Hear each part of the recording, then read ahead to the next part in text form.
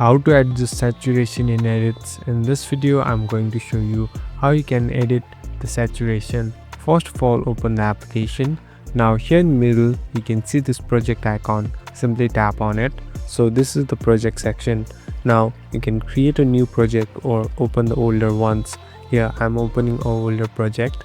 Now you can select the video which you want to edit. Here I'm tapping on one. Now here on the bottom you can see the adjust button. Tap on adjust. Here you can see the option called saturation, so you can increase it or decrease it according to your preference. So here you can adjust whichever you like, and at last simply tap on the stick button, and as you can see the video has been completely changed.